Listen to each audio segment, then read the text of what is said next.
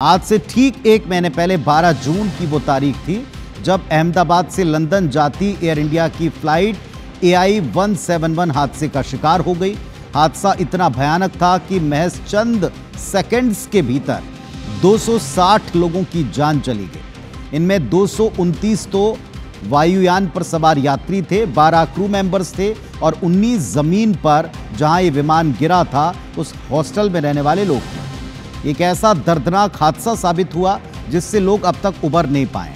लोग क्या, पूरी एविएशन इंडस्ट्री भारत की ये अब तक इसके झटके महसूस कर रही। और इसी बीच शनिवार 12 जुलाई को विमान हादसों की जांच करने वाली agency aircraft accident investigation bureau ने एक प्रारंभिक रिपोर्ट, प्राइमरी रिपोर्ट सबमिट की है।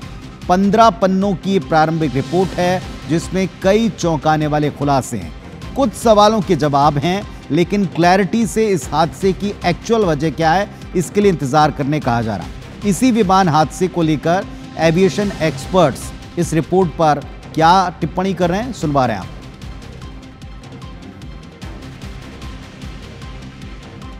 जो रिपोर्ट आई है वो प्राइमरी इन्वेस्टिगेशन के बाद आई है और ये प्राथमिक रिपोर्ट है। तो उसमें दोनों इंजन टेक ऑफ के बाद फेल हो गए। अगर हम उसकी वीडियो देखें तो वीडियो में ऐसा दिख रहा है कि जहाज जो है वो बहुत ही नॉर्मल टेक ऑफ कर रहा है और टेक ऑफ करने के बाद वो धीरे धीरे ऊंचाई भी गेन करने लगा है, मगर कुछ सेकंड के बाद वो ज़मीन से 1-2 सेकंड के लिए पैरेलल फ्लाई करता है और फिर धीरे धीरे जो है वो नीचे डिसेंड करना शुरू कर देता है। अब इस प्रकार की जो परिस्थितियाँ हैं वो तब डेवलप होती है तो जब विमान में जो इंजन होते हैं, जो विमान को आगे की तरफ धकेलते हैं, जो विमान को ऊंचाई भी प्राप्त करने में मदद करते हैं, तो दोनों इंजन से जो धक्का मिलता है, जो पुश मिलता है, जिसे हम टेक्निकल टर्मिनोलॉजी में, एरोनॉटिक्स में जिसे हम थ्रस्ट कहते हैं, वो उसमें किसी वजह से अगर कटौती हो जाती है या फिर टोटली जब थ्रस्ट मिलना बंद हो जाता है तब इस प्रकार की परिस्थिति का निर्माण होता है। तो ये जब रिपोर्ट नहीं आई थी उसके पहले भी ये कहा जाता था कि दोनों रिपोर्ट, और फिर उसमें रैट भी जो है वो रैम टर्बाइन है वो भी एक्सट्रैक्ट हुआ था। तो ऐसा कहते हैं। तो ये पॉसिबल है कि टेक ऑफ करने के बाद दोनों इंजन जो है वो शट डाउन हुए हो।